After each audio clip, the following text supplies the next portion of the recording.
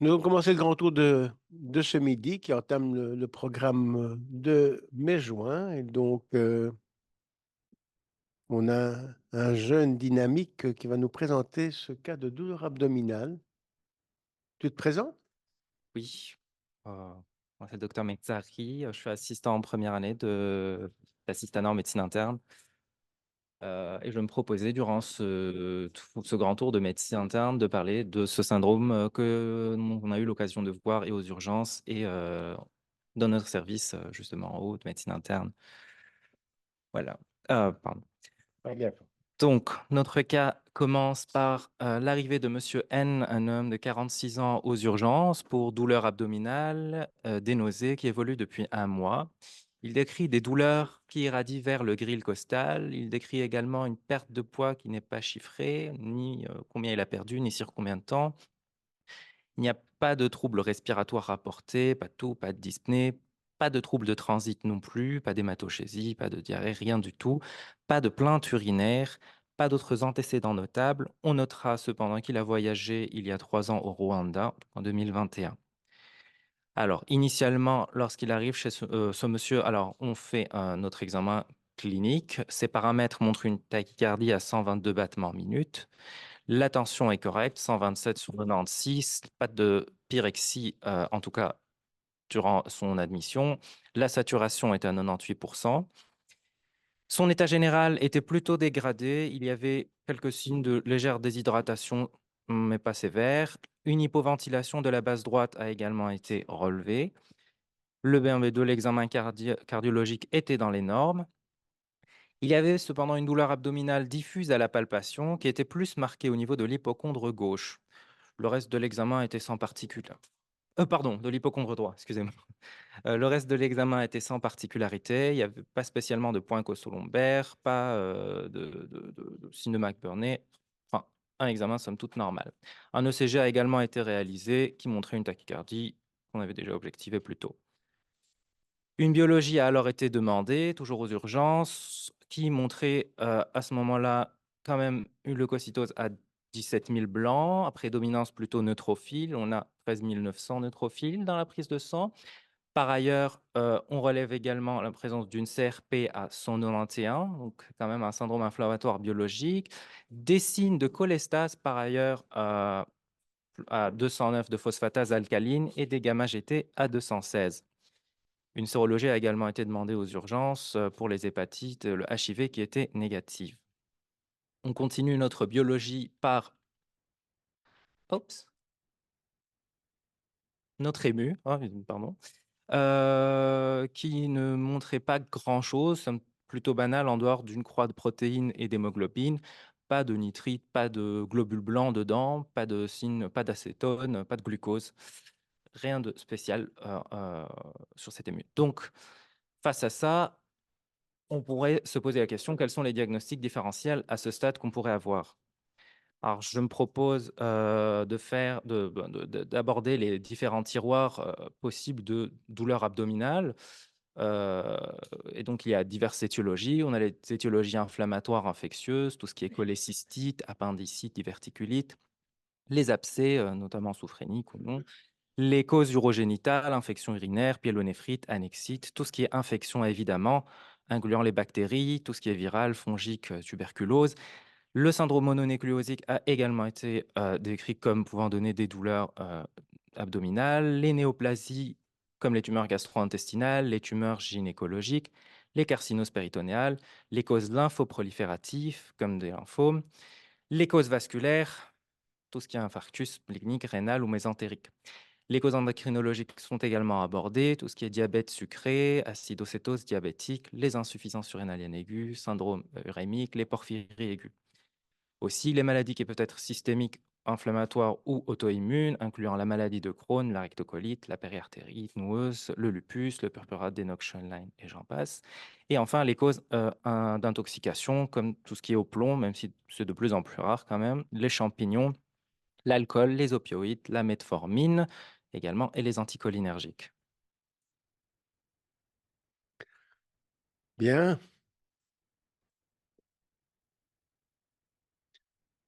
Tu as envie de te lancer dans un pari, Jean-Pierre? Sans autres examens, non. Non, ça Non, peut, ouais, un ça peu peut l'être limite. à ce stade-ci. Oui, oui. Bon. Enfin, il y a une série de choses qu'on peut déjà écarter. Oui, oui. Hein. L'intoxication au plomb, Oui. non, on Et ne le prend pas. syndrome mononucléosique Et le aussi. syndrome mononucléosique non plus. Donc, voilà. Donc, la metformine non plus. Au-delà de ça, ben, on peut déjà écarter tout ce qui est non inflammatoire. Donc, ça va permettre déjà quand même de dégager les choses. Euh, alors, attends, Est-ce qu'il avait un rebound au niveau de l'hypocondre droit? Non, pas spécialement, ça n'a pas.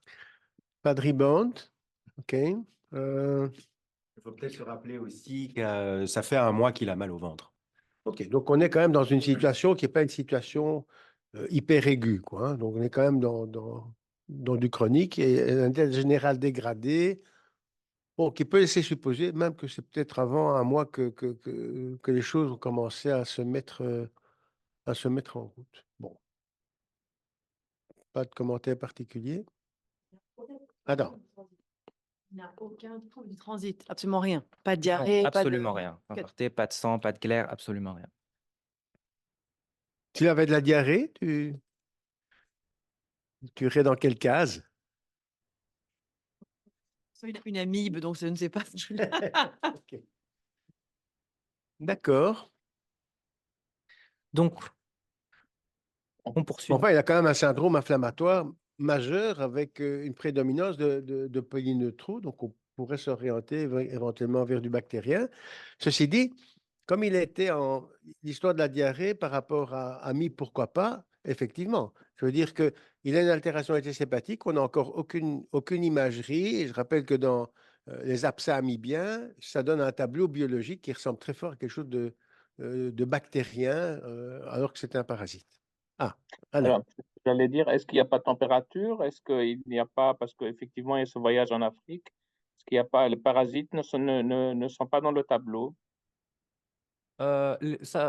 Oui, excusez-moi, c'était dans les causes infectieuses qu'on pouvait retrouver ça aussi, Oui, les parasitoses, effectivement. d'accord. OK. Alors, il y a une notion de voyage, effectivement, il y a 3 ans. Le patient rapporte que bah, il y a Trois ans. ici, mais il n'y a rien de chiffré. Donc, chez nous, il était à 36 et quelques.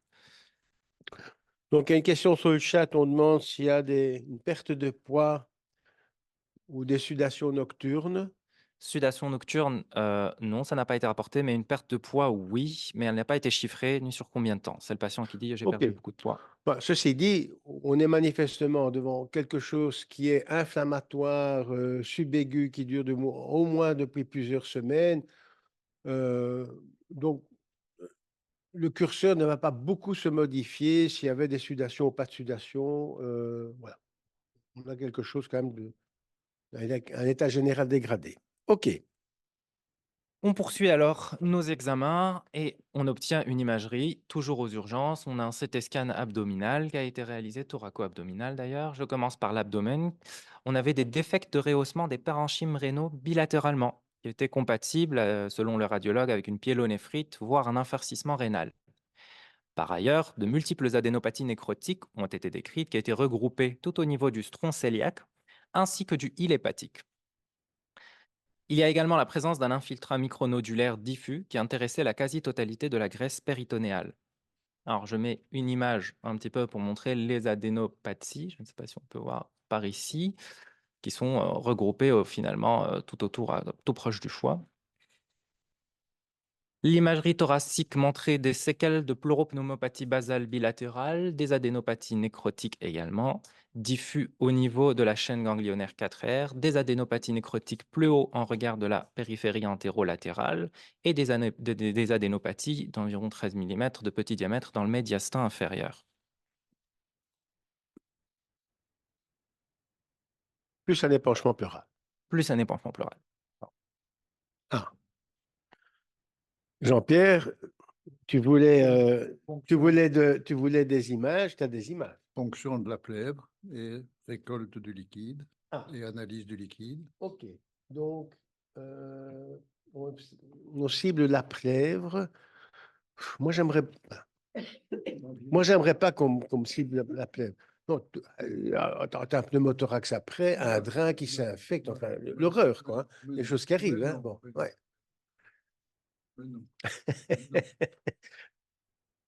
Un ganglion? Un ganglion. Au-dessus ou en dessous? Donc, il y a un ganglion de 23 mm là, dans le médiastin et des ganglions, en sous-diaphragmatique en paquet. On peut voter, hein? Qui veut aller chercher le ganglion dans le médiastin? Petite médiastinoscopie. Pas d'amateur. Hein? Est-ce qu'ils ne sont pas tous nécrotiques? Est-ce qu'ils ne sont pas tous nécrotiques dans le médiastin? Ah, en tout cas, est-ce qu'ils sont tous nécrotiques dans le médiastin? En tout cas, le rapport du radiologue. Attends. Certains étaient nécrotiques, certains étaient décrits comme de plus petite taille, peut-être pas encore nécrotiques. Un PET scan? PET scan? Ah, il y a une question.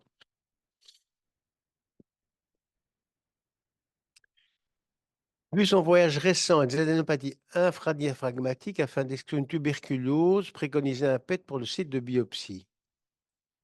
Oh, ça, c'est pas une mauvaise idée, ça. Tuberculose. Quoi, une tuberculose avec 20 000 blancs et plein de neutraux, 180 de CRP, ça, oui. Prenez une tuberculose. On prend une tuberculose, quoi? Ça peut arriver?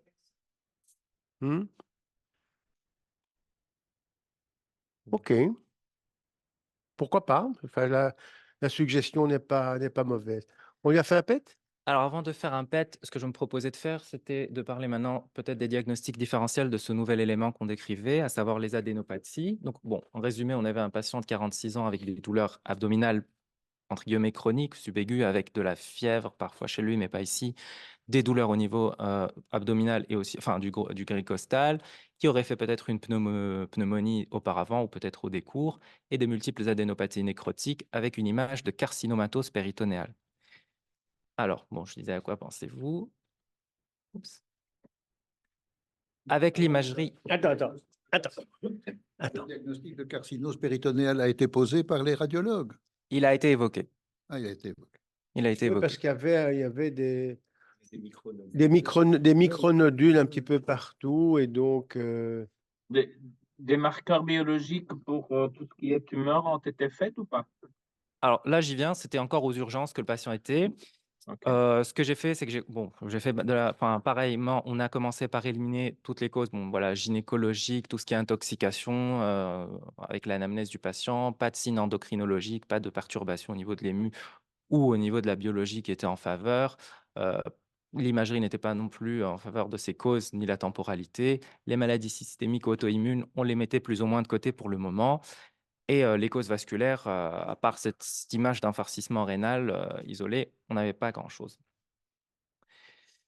Donc, je voulais parler des diagnostics différentiels maintenant des adénopathies que je voulais évoquer. C'était, bon, d'abord, majoritairement les causes infectieuses, tout ce qui était bactérien, fungique, viral ou parasitique, notamment les protozoaires, mais pas que.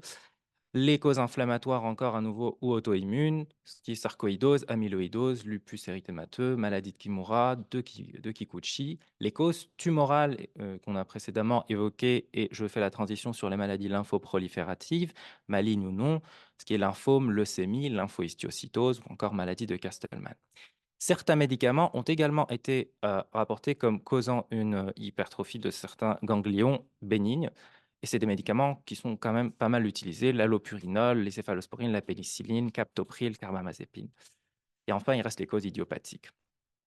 Pour les adénopathies nécrotiques, j'ai retrouvé quelques articles qui parlaient des causes les plus fréquentes. Alors, on retrouve surtout... bon, alors c'est un article qui a été fait donc, en Asie, donc là où la prévalence de maladie de Kikuchi est quand même plus élevée. Là-bas, c'était la première cause retrouvée pour les adénopathies nécrotiques à 33%. Les granulomatoses inflammatoires, qu'elles soient infectieuses ou non, suppuratives ou non, ou dans les causes non infectieuses, sarcoïdose ou sarcoïdose-like. Les métastases et les lymphomes sont également des causes quand même fréquentes d'adénopathie nécrotique. Donc, à nouveau, on peut précéder par élimination. Tout ce qui est cause médicamenteuse, on peut éliminer. La maladie de Kikuchi et de Kimura, ça ne ressemble pas vraiment au niveau de la disposition ni de ce qu'on a au niveau de l'imagerie. Les causes idiopathiques, on laissera évidemment par exclusion. Et bon, voilà. Et comme on a évoqué les tuberculoses, la tuberculose, je me proposais de parler un petit peu de la sensibilité, de la spécificité de certains tests. Bon, évidemment, ça varie fortement en fonction de si c'est une tuberculose respiratoire au niveau pulmonaire ou extrapulmonaire. Et voilà, on peut avoir quand même des résultats très variables. La sensibilité d'un examen direct est entre 19 à 22% selon certaines sources. La spécificité tourne autour de 93%. Les cultures sont plus sensibles, 50 à 54, et spécifiques à 98%.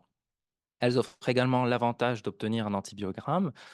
La PCR a des valeurs qui tournent de 87 à plus de 98% en fonction de la PCR, des techniques utilisées. Et la spécificité est quand même élevée à 98,5. L'IGRA est à plus de 90% de sensibilité et est quand même plutôt spécifique à 98,1. Attends, peut-être maintenant. Tu voulais ajouter quelque chose, Mathieu? Mais en fait, je me disais qu'on aurait dû d'abord montrer le PET scan. D'ailleurs, donc c'est Christophe qui s'occupait du cas en salle et il s'est retrouvé donc avec ses scanners et il s'est dit comment procéder et il s'est dit on va faire un PET scan pour voir où on pourrait faire des prélèvements. Bah, on va donner la parole au principal intéressé. Alors, non, mais ce qui était intéressant, c'est que bon, si on pouvait, dans la présentation, déjà parler de la première démarche, c'était de voir qu'est-ce qu'on va faire pour essayer de biopsier un des ganglions. Et donc, Génial. d'abord, on avait essentiellement des choses qui étaient abdominales et que je m'étais posé la question, tiens, on avait plusieurs propositions. On avait une biopsie possible via les radiologues interventionnels. Donc, j'avais contacté les deux radiologues pour voir s'ils pouvaient essayer de trouver une fenêtre de tir pour aller biopsier. Et comme j'ai pas eu de réponse, à mon avis, c'était pas possible. C'était un peu trop rock'n'roll pour eux, je pense. Ensuite, donc, on pouvait aller à l'extrême, aller prendre un ganglion par voie laparoscopique, ce qui est toujours très sympa parce que pour, euh, pour faire des diagnostics de lymphome, par exemple, je pense que ça a une meilleure rentabilité que d'aller ponctionner en général les ganglions. Mais ça me paraissait, et le patient n'était pas très chaud d'aller se faire opérer. Et donc, ben voilà, on arrive sur le PET scan, comme dit Mathieu, parce que quand on a du mal à essayer de voir quel abord biopsie qu'on pourrait avoir pour des adénopathies si profondes, ben on va les regarder si on n'a pas d'autres ailleurs. Mais déjà, les scanners montraient déjà qu'il y avait fort probablement une autre possibilité d'aller biopsier un petit peu un des ganglions du patient. L'avantage du choix plutôt abdominal, c'est qu'il y avait quand même cette histoire de nodules multiples qui parsemaient la cage péritonéale. Jean-Pierre. Si le PET scan était à faire en première intention, est-ce qu'il n'y avait pas un intérêt à faire aussi une biopsie pleurale? Pas sûr que la rentabilité au niveau sensibilité d'une biopsie pleurale pour un tuberculose soit aussi bonne que d'aller directement dans le ganglion. Maintenant, le point du tableau qu'on nous a montré sensibilité, spécificité, on devrait avoir ce tableau-là pour chaque site.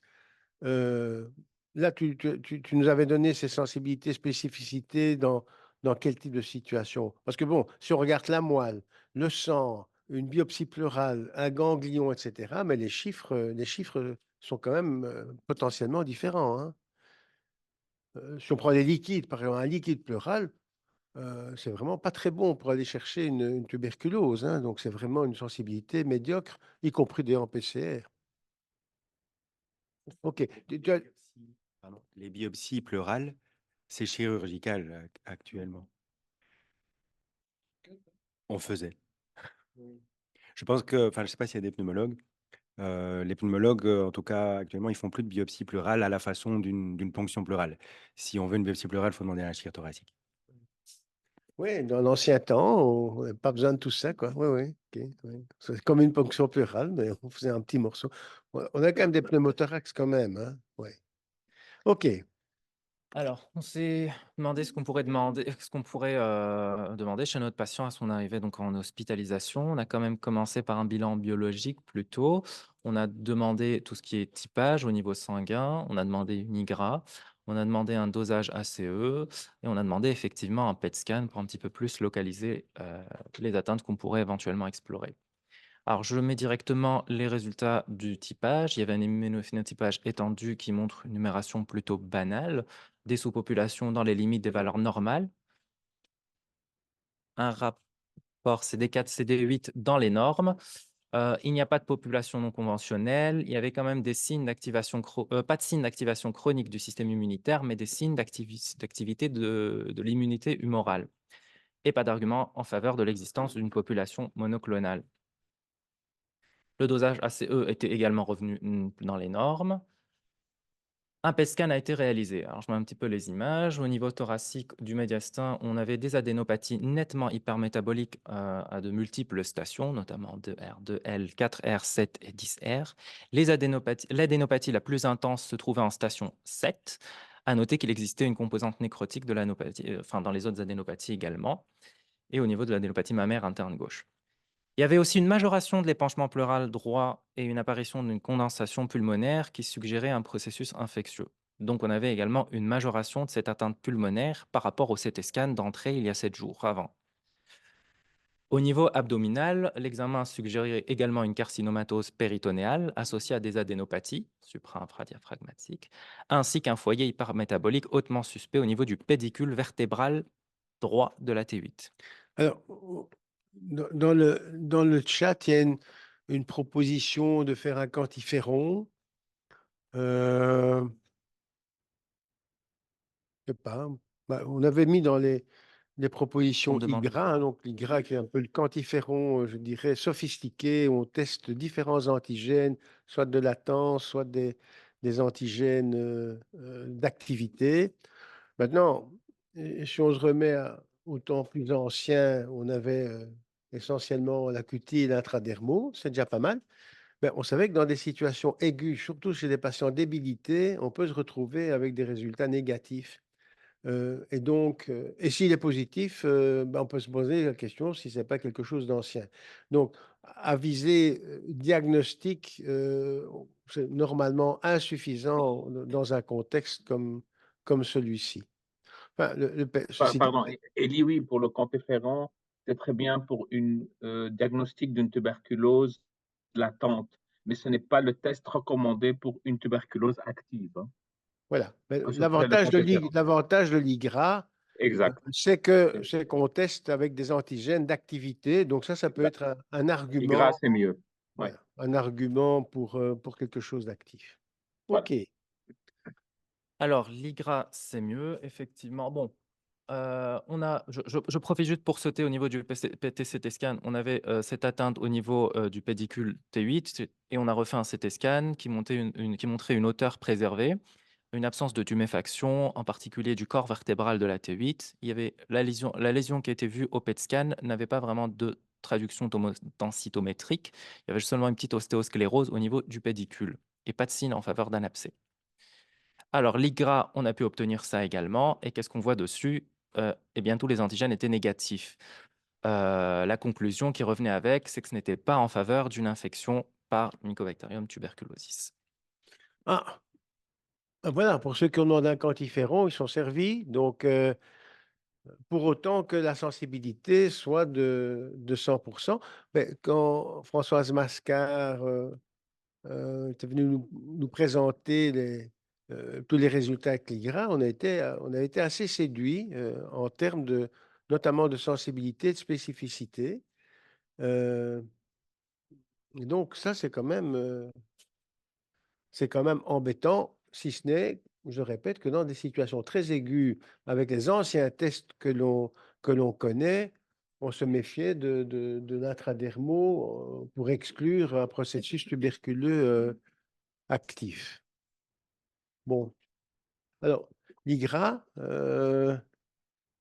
Christophe, on l'a reçu négatif. Alors, voilà, ça vous a refroidi un peu, cette affaire-là? Non. Non. De toute façon, on l'a reçu après, donc OK, d'accord. OK. OK. Alors, à la suite de cet IGRA, enfin, on se demandait qu'est-ce qu'on allait faire. C'est ce qu'on s'est posé comme question ici déjà. Où est-ce qu'on allait biopsier? Où est-ce qu'on allait finalement aller chercher plus loin? avec le PET scan maintenant qu'on a également, qui nous offre une meilleure visibilité des adénopathies, qui sont ceux qui sont hypermétaboliques.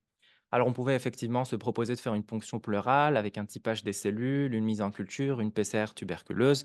Effectivement, la sensibilité n'est vraiment pas brillante pour cet examen. On pouvait proposer un nébus avec une ponction transbronchique, car quand même, il y avait des adénopathies nécrotiques qui avoisinaient les bronches et qui étaient assez facilement accessibles. On pouvait aussi demander une biopsie d'une adénopathie, mais qui nécessitait donc une thoracoscopie, ou encore cette laparoscopie pour regarder le péritoine, avoir une idée dessus, parce qu'il y avait cette infiltration, effectivement, et éventuellement biopsier. Ce qu'on s'est décidé de faire à ce moment-là, vu la facilité d'avoir l'examen, c'était quand même de faire un nébus avec une biopsie transbronchique pour pouvoir... Mais donc, qu'est-ce que vous feriez? Voilà. Bon, ben, on avait déjà un peu posé la question. Maintenant, on les voit de façon plus explicitée. Bon, parce que personne ne s'était vraiment prononcé. Hein. Un grand silence quand on dit qu'est-ce qu'on va faire. Est-ce que c'est une bonne idée de faire ça? Vous auriez fait autre chose? Alors, Quelle est la question? la question, entre les quatre bullets, quelle bullet on choisit? La 2, La la deux. 2, la 2. Alors, Moi, je ferai la 4. la 4, la paro pour regarder le péritoine et éventuellement une biopsie. Moi, je serais pour la 4 aussi. Mais alors, qui vote la 4? La 4, c'est la paro, péritoine, etc. 1, 2, 3, 4. Qui vote la 2? 1, 2, 3. Oui, OK. C'est tout. Alors, attends. L'un n'exclut pas l'autre. On peut choisir d'abord les bus, parce que c'est plus facile à obtenir, et puis éventuellement la laparoscopie aussi. OK. C'est tout Deux, en sachant... 4. Parce qu'il y a plus de lésions, oui. Et qu'on va sûrement avoir un résultat à la biopsie. Oui. Il faut dire, bon, maintenant, avec la vidéo machin, là, dans le ventre, c'est quand même 2 petits trous, c'est quand même pas terrible. Hein. Bon, OK. Bon, OK. Tout en sachant qu'avec un nébus, on obtenait une ponction, ce qui n'était pas forcément favorable si on suspectait un lymphome pour pouvoir un petit peu plus explorer ça.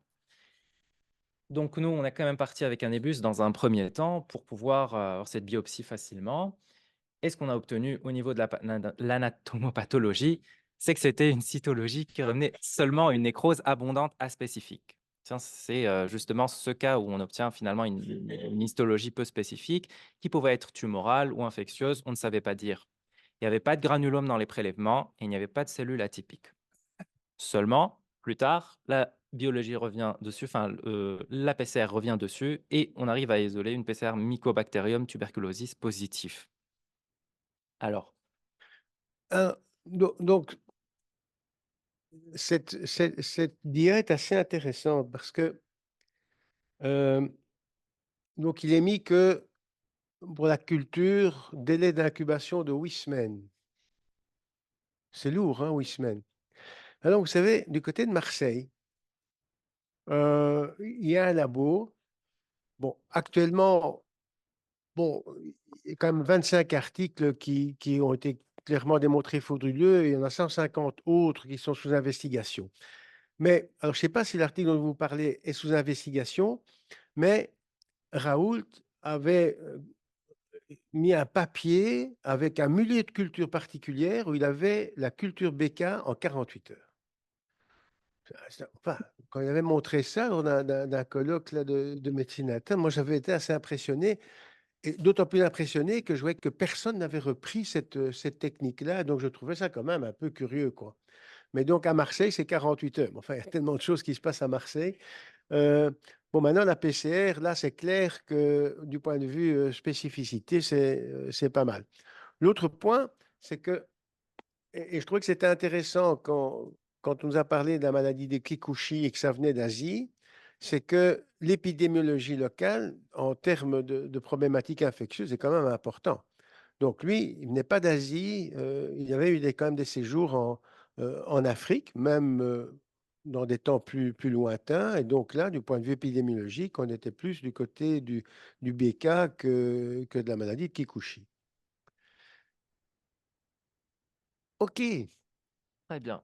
Donc, vraisemblablement, on se retrouve face à une forme disséminée de la tuberculose avec une atteinte pulmonaire, avec une atteinte pleurale, péritonéale, rétropéritonéale, possiblement rénale avec cette description qu'on a eue à la radiologie initialement, voire osseuse, vu que au niveau du PET scan, ça captait quand même pas mal au niveau de Et la tu cavité. nous as dit qu'il n'était pas fébrile en arrivant, mais en cours de séjour, il était fébrile ou pas?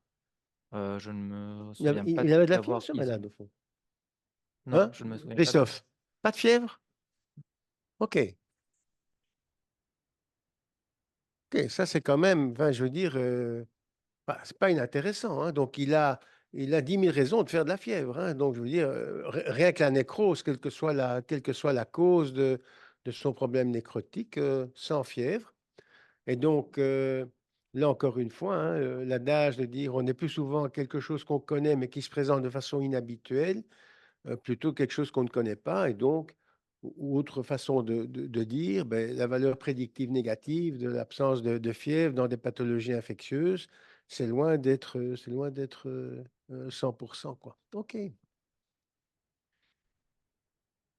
Alors, je voulais un petit peu justement parler de ce faux négatif qu'on a vu dans cet IGRA et j'ai fait un petit peu de recherche dessus en voyant les facteurs qui pouvaient être associés à des faux négatifs, justement.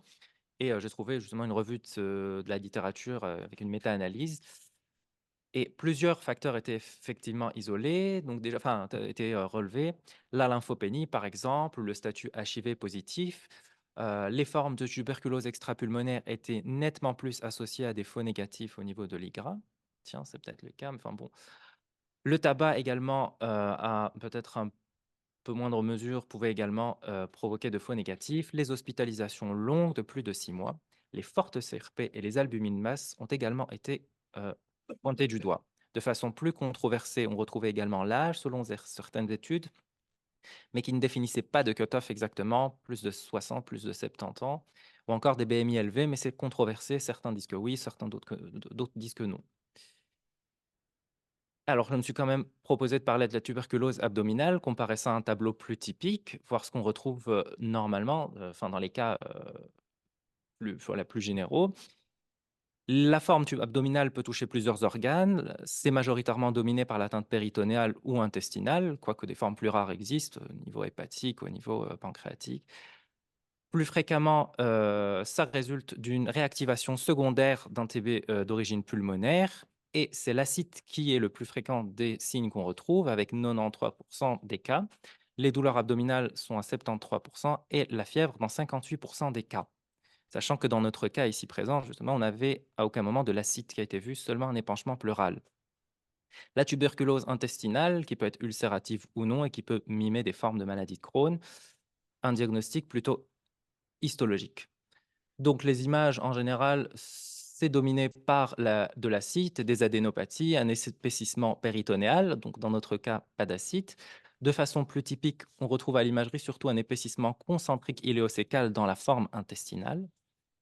Les explorations endoscopiques, on en a parlé plus tôt, la laparoscopie peut être effectivement intéressante, elle occupe une place majeure dans la forme péritonéale, avec une spécificité et une sensitivité de 98 et 93% respectivement.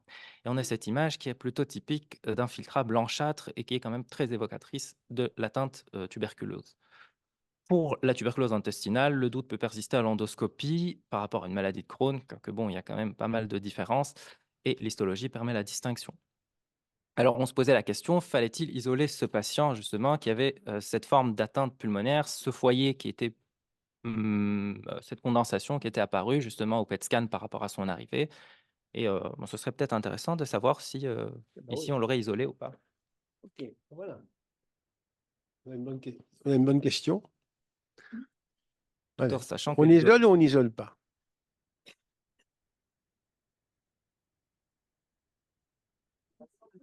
Quoi? non, Alors, Il tousse, il crache. est-ce qu'il tousse et il crache? non, Non. il n'avait aucune plainte respiratoire. À l'entrée, il n'avait rien sur le scanner. Enfin, Donc, il y avait ce foyer est apparu en une semaine. Il paraît rapide pour un foyer tuberculeux. Ah, Je reviens on dessus. va voir. Alors, OK. Donc, s'il ne tousse pas, qu'il n'y a pas de caverne, voilà, on n'est pas en faveur on n'est pas en faveur de l'isoler. Bon, tout le Parce monde que est d'accord. Brigitte? Ah, il tousse pas, il crache pas. Moi, je l'ai isolé quand j'ai eu la PCR, d'autant plus qu'il avait des infiltrats pulmonaires et qu'il était déjà sous céfuroxime depuis une semaine, et que malgré ce céfuroxime, donc le Zinad-Zinacef, son foyer pulmonaire est apparu à gauche manifestement dans l'entretemps. Et donc, à ce stade-là, on ne sait pas s'il il a des examens directs positifs ou pas. Donc, grosse suspicion de tuberculose, des infiltrats parenchymateux pulmonaires. Je veux bien qu'il tousse pas, mais donc moi, je l'ai fait isoler. Là, les papiers que Ali montre, c'est pas vraiment cette question-là. C'est pas pour répondre à la question, on a une suspicion de tuberculose avec un filtrat parenchymateux qui arrive, faut-il isoler ou non? Ça, je pense qu'il faut isoler, même peut-être même s'il tousse pas. Je pense que si on demande à un hygiéniste, il va nous dire de l'isoler. Ici, c'est si on a déjà des résultats d'examen direct négatifs, il se demande s'il faut quand même isoler ou pas. Ce serait sans doute un manque de sensibilité de l'examen direct. Ouais, je pense aussi. Vous vous souvenez avec le. Enfin bon, c'est pas du tout comparable, mais avec la contamination par voie aéroportée lors du Covid, il y a eu pas mal d'études hein, qui montraient euh, si on tousse, si on respire fort, si on chante, enfin, sans tousser, ben, on peut avoir quand même des germes qui circulent. Enfin, le tout, c'est de voir le principe de précaution. On pourrait dire que s'il y a des infiltrats, ce serait éventuellement de l'isoler. Oui, Oui.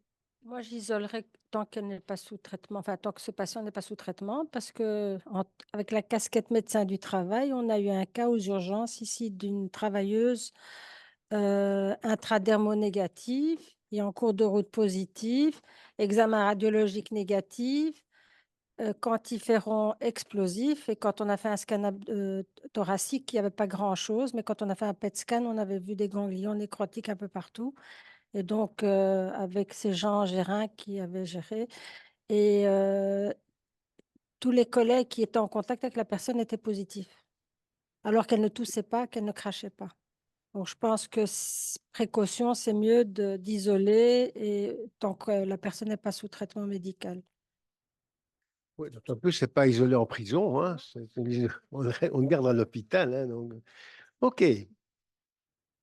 pour un petit peu plus explorer ça et se décider, on a aussi proposé de faire un lavage broncho-alvéolaire sur lequel on a également fait une culture, enfin une PCR et une culture, et c'était négatif, ça revenait, il n'y avait pas de signe de tuberculose. Donc finalement, on a levé l'isolement assez tôt. Reste finalement le traitement de cette forme disséminée. Est-ce que ça diffère des autres formes tuberculose? Classiquement, les formes extrapulmonaires sont traitées de la même manière que les formes pulmonaires, toujours selon le FARES. C'est toujours une phase initiale et une phase de continuation.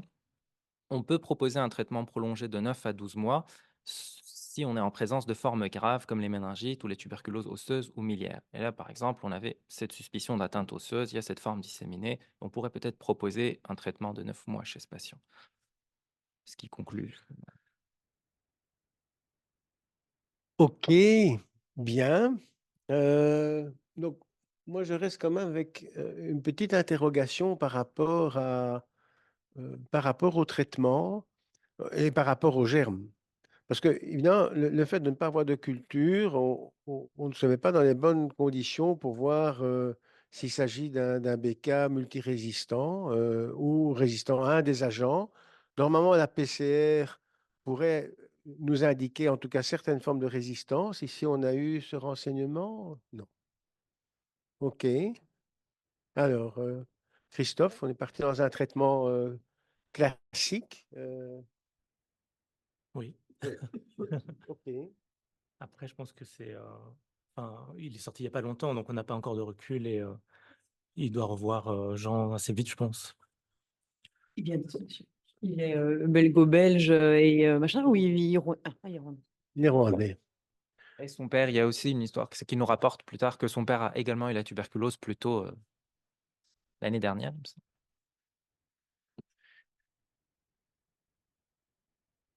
Ah, il y a Sarah Djebara qui pose la question d'un gene expert par rapport à la résistance. Sarah, tu peux intervenir, on te donne le micro.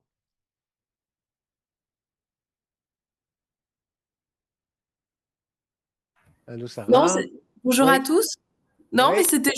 c'était juste une question, histoire d'avoir une réponse rapide pour la résistance, mais je ne sais pas si on sait le faire sur le prélèvement que vous avez fait ou si c'est exclusivement sur les expectos ou si on peut quand même faire un gene expert pour avoir rapidement la réponse. Voilà, OK. c'était tout. Mathieu. Je ne sais pas répondre. Mais ça, c'est parce que Sarah, elle pose toujours des questions trop compliquées. Mais dans une semaine tout pile, il revoit Jean en consultation, le patient. Donc, ça fera environ 2-3 semaines qu'il sera sous quadrithérapie. Et les cultures, elles sont en cours, en fait. Hein, donc, on finira peut-être par avoir un antibiogramme. Et de recibler, le traitement, le cas échéant. Maintenant, c'est intéressant si son père a une tuberculose. C'est intéressant de savoir si cette tuberculose a répondu au traitement classique et a fortiori, est-ce qu'elle était résistante ou pas, puisqu'il y a beaucoup de chances de se dire que, il y a beaucoup de chances de se dire que c'est la même, le même gène. Jean, micro. Allô, Jean, tu peux parler, mais tu as activé ton micro. Voilà, vous OK. m'entendez là? Oui, oui. Non, effectivement, je rebondis sur ton dernier commentaire. Je pense que l'anamnèse familiale, entre autres, aurait pu nous aider, mais c'est très facile rétrospectivement, hein, mais en le réinterrogeant à fond, en sachant que son père avait fait une tuberculose 1 an auparavant, ça devait quand même déjà nous faire penser à un problème tuberculeux. Ça, c'est le point qui est très important. Deux, quand même, via l'origine, malgré tout, les tuberculoses, enfin les mycobactéries tuberculeuses multirésistantes, ont plutôt tendance à venir des pays de l'Est Pays de plutôt que l'Est, des oui. pays africains. Oui. Et effectivement, je te rejoins tout à fait. Ce serait très intéressant de connaître le traitement qui a guéri son père. Ça, c'est fondamental. Oui. Afin de ne pas commettre d'impair, si on peut dire. Bon, OK. OK, bien. Pas d'autres questions, commentaires? Peut-être, quand on voit dans enfin, je me souviens d'un papier dans Lancet qui traitait des tuberculoses ganglionnaires. Et donc là, je n'ai pas tout le tralala qu'on a fait ici. Enfin, des tuberculoses ganglionnaires, je dirais que des ganglions accessibles au niveau cervical. Rien qu'à la ponction, il y avait une sensibilité qui était énorme par rapport à la mise en évidence d'un bacille tuberculeux. Bon, la présentation extrêmement inflammatoire n'est quand même pas habituelle dans la tuberculose. Encore une fois, ce n'est pas ça qui doit faire écarter le diagnostic, surtout dans des situations où il y a quand même beaucoup de masse nécrotique, comme on l'a évoqué. Et alors, il y avait effectivement l'histoire du saupoudrage là, de petits nodules au niveau péritonéal, où le radiologue a été vers la possibilité d'un ensemencement plutôt métastatique, était quand même, je trouve, un peu osé dans le contexte d'aller dans cette direction-là. Je trouve que le protocole aurait dû être plus neutre que ça et évoquer les différentes causes possibles de nodules péritonéaux, dont des nodules de type tuberculeux, parce que bon, c'était influencé peut-être un petit peu trop la direction éventuellement néoplasique. Enfin, au niveau de l'anamnèse, et ça, peut-être qu'on l'a su après, mais on l'aurait su avant, ça aurait quand même poussé très fort du côté de la tuberculose si on avait une histoire d'un contact proche qui avait une tuberculose lui-même. Et donc ça, dans une approche, je dirais, probabiliste, c'était vraiment le point, un des points importants. Jean, c'est toujours la même main qui est levée ou une nouvelle? Non. Maintenant, c'est la main droite. Avant, c'était la main gauche. D'accord. Non, c'est juste, j'ai une question et plutôt, enfin, une question dont moi, je n'ai pas la réponse. ça me laisse assez perplexe. Nous avons une autre patiente avec une tuberculose pleurale que l'on a décidé de ne pas isoler parce qu'elle avait fait 3 examens directs dans des expectorations de bonne qualité, examen direct de mycobactéries négatifs. Et on s'est dit raisonnablement, ben, elle ne doit pas être contaminante, elle peut rentrer chez elle, on lève l'isolement. Or, la culture est revenue positive. Et donc, au niveau des expectorations, oui. oui, et donc le point, de se dire, mais on peut tenir compte des examens directs négatifs pour lever l'isolement, c'est un sujet qui reste fortement débattu. D'un autre côté, si on doit attendre le résultat de la culture, ça veut dire qu'on devrait maintenir ces gens en isolement pendant 8 semaines, ce qui est évidemment extrêmement long. Oui. OK. Ah, Brigitte. Finalement, les bus, c'était une bonne décision. Oui. C'est-à-dire qu'on connaît les bonnes décisions souvent après plutôt qu'avant, parce que bon, il aurait eu un pneumothorax, comme je l'ai dit de façon catastrophique, on aurait dit que c'était une mauvaise décision. OK. Non, mais au final, c'était effectivement une bonne décision. Et à partir du moment où on cherchait quelque chose qui pouvait être infectieux, je dirais peu importe qu'il y avait de la nécrose. Parce que bon, dans le jus de nécrose, à la limite, on était peut-être même mieux pour trouver l'agent pathogène éventuel. OK, eh bien, merci pour l'exposé, merci pour les intervenants et Oui. à la semaine Élie, prochaine. peut-être, Oui, Élie, peut-être une commentaire? dernière réflexion, oui. En Oui. fait, donc, c'est dans le diagnostic et effectivement l'histoire des délais pour les différents tests de tuberculose. Je sais que dans les recommandations de Fares et en réalité, les PCR effectivement apportent une réponse, comme on a vu ici d'ailleurs, les PCR de mycobactéries apportent une réponse qui peut être plus rapide, malgré que parfois on est devant des images négatives quantifiant IGRA ou autre. Bon, je ne connais pas encore le coût réel ni le temps qu'il faut, mais j'espère que dans les prochains, dans le futur proche, on aura des PCR qui peuvent apporter un diagnostic plus rapide. Oui. Voilà.